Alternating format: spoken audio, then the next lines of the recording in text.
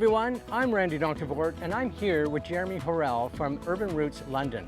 And today we want to give you a tour of our urban garden. So come on in.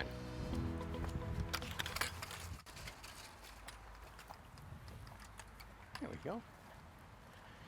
So Jeremy, I know that when you started this garden and you were making all the plans, you really did create 6 field blocks. I wonder if you could tell us a little bit more about each one of the field blocks that you've got. Sure, Randy. So in this field block, we have our peppers, eggplants, and tomatoes. And we've been trellising them up because they're going to grow up to be nice and tall, probably about 6 feet or more. And we need to be able to support the plants so that we can harvest all of these lovely San Marzano tomatoes. They're my favorite. Okay, so we'll move on over to this next field block.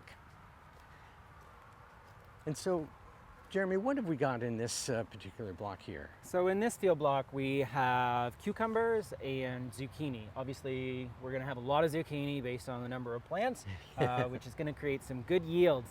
And behind us, we have our bush beans, multiple plantings of bush beans to be able to allow for multiple harvests and weekly harvests of beans. Corn, and then we'll be growing a pole bean that will use the corn as a stake to be able to grow up and around to be able to support that.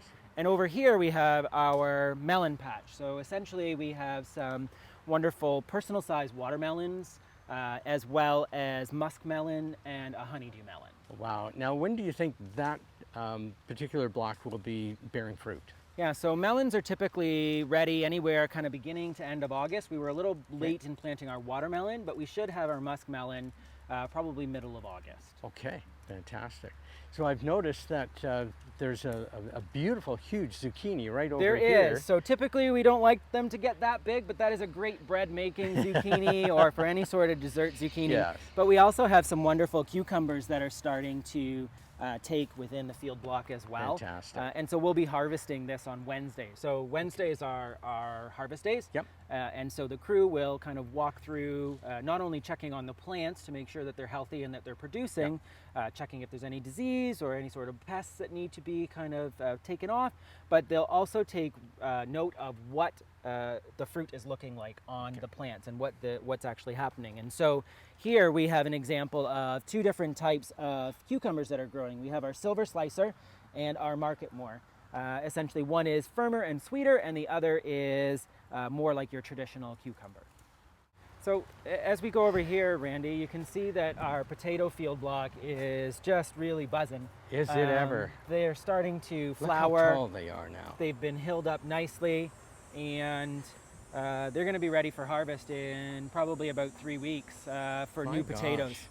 Over here we have our very first field block that we set up and this is our brassicas and so it's kale, it's collard greens, and that's particularly what we've been harvesting up to this point along with some scallions, where we've harvested, you know, a little over about 170 pounds of food already. Wow. That's been distributed to our partner Glencairn Community Resource Center. Yep. And it went directly to families who come and pick up some vegetables, but also they've then distributed any of the stuff that wasn't picked up to some of their partners. And so it's this domino effect of us supporting them, them supporting their partners, and everybody working together to be able to do that in a really meaningful way with this plot since partnering with Siloam. Fantastic. So you can see that we have just installed some hoops around our kale beds in order to put on some insect netting. We've seen a lot of insect pressure with the cabbage moth, which does eventually impact the yield of the plants because they do lay their eggs on the plants, and then the caterpillars hatch and then they eat them. And so we want to make sure that we're protecting these because these are in all year, and we can actually put over a thermal cloth after the insect netting, and we can have a couple of snows on top of this and it'll still protect the plants and we'll be able to harvest. Wonderful. Yeah. Wonderful.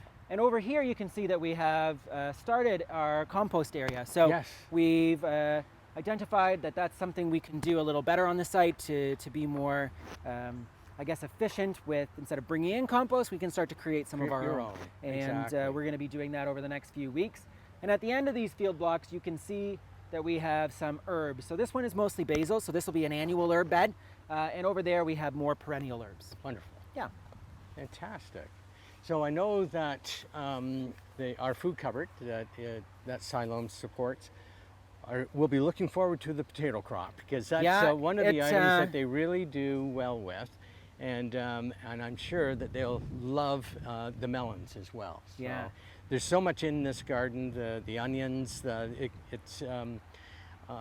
we're just really thrilled to see the way that it has grown and taken shape. I agree, yeah. I mean, we're almost ready to harvest some broccoli soon. Celery is coming in, and we'll be able to rotate. So this bed of scallions that we've been kind of picking for the last 2 weeks, we're gonna replant with something else after that's cleared this Wednesday. So within a matter of a week, we're planting something else to get that high rotation, to be able to pump out more food, but also adding compost to be kind to the soil, because that's Right. equally as important. Yes. It's a mutually beneficial relationship. Fantastic. Okay, so let's take a look at this field block right here. Yeah, so you can see on our left we have some perennial herbs, things like sage, oregano, and thyme. We also have flowers, and through here we have a bunch of potatoes, as you can see. They're beautiful.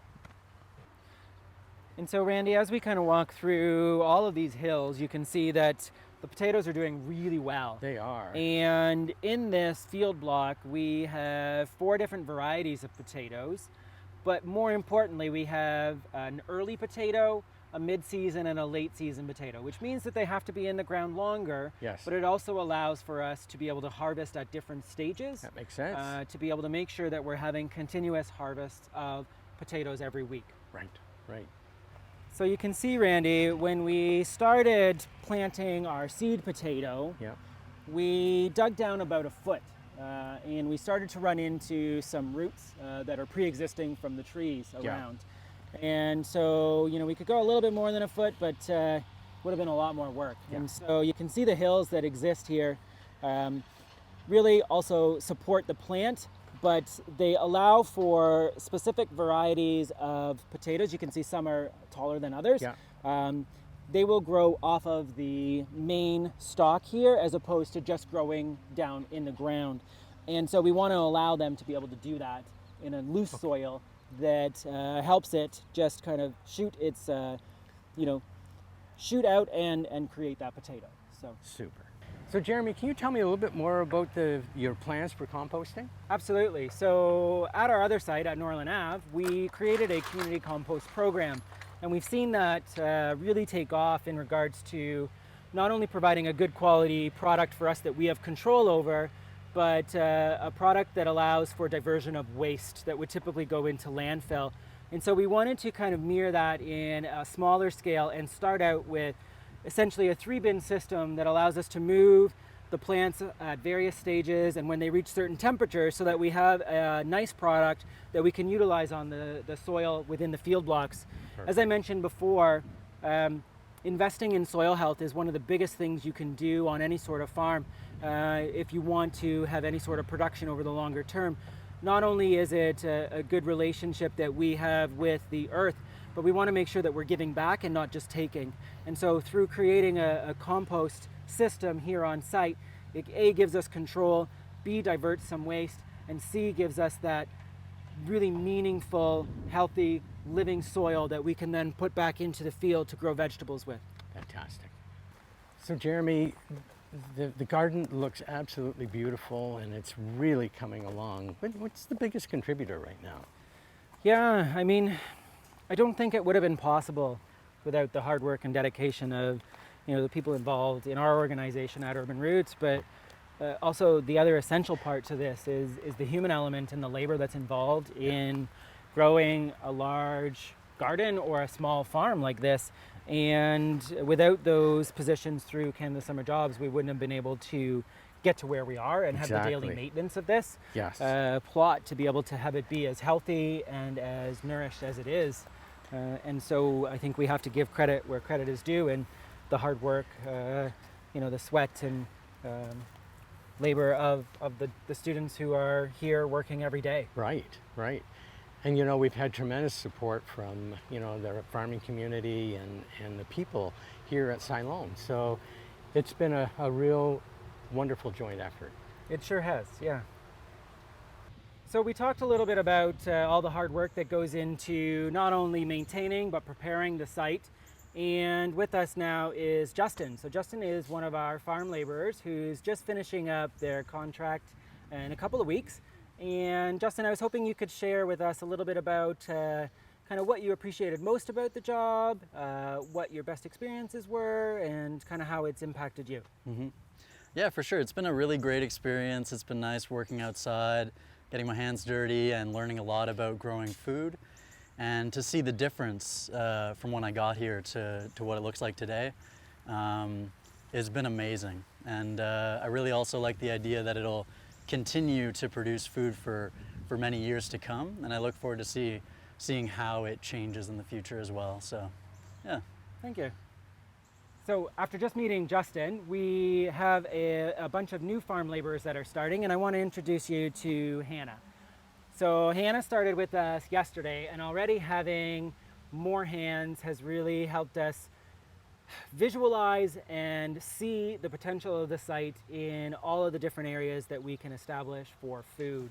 And so Hannah, I was wondering if you could share with us a little bit about why a farm laborer position with Urban Roots and Siloam. Right. So I applied to the job particularly because I really value community, and it's a really big passion of mine. And I wanted to be involved in a job that was community centered and that I was giving back to the community. Yeah. Thank you. So Jeremy, now that the garden is pretty much established, what's your vision for this area and this other part of our parking lot area here? Yeah, it's a great question, because from the very beginning we saw beauty in this site and the ability to kind of move past just growing crops of, field production vegetables, and looking towards using the space for what it's intended in growing berries and other varieties of edibles. And so this area is slowly being cleared of some invasive species by our hardworking staff to be able to make room for what we would call our food forest. And a food forest essentially is creating an under canopy of different berries and edibles that can be established underneath that main treed canopy and really thrive. Right. And through there'll be some meandering paths that people can wander and really just enjoy the experience and also get some shade, because it gets pretty hot out here in the sun. It does. And in that future vision, we also envision a pretty big pollinator pathway and pollinator garden here, which is essentially the planting of native flowering plants that will create habitat for insects, for bugs, for pollinators that's required for us to have healthy field production as well. Right, right. So this area has been started to be cleared since we've had some new students come on. Right. So having many hands has really helped us to get some of this vision started and put into reality. So we're going to be planting some native flowers, some native plants in this area and on this side to really not only beautify but create that symbiotic relationship that we need with plants. Right. And over here you can see how we've created our rhubarb patch. Yes. So there's over 30 plants, which we all know, anyone who's grown rhubarb, that can be a lot of rhubarb that is harvested and we're from hoping. there. We're hoping. And so again, just another crop that allows for us to, not maintain grass, but that can be mulched and really provide some food for people. Right. And as you see over here, we have an area that's been tarped off. The area that's tarped off is for what we had hoped to be our orchard.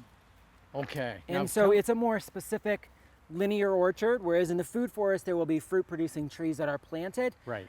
This will be more of your traditional orchard of 2 rows, where we have many different plants that are, again, have a relationship that help each other grow and nourish each other.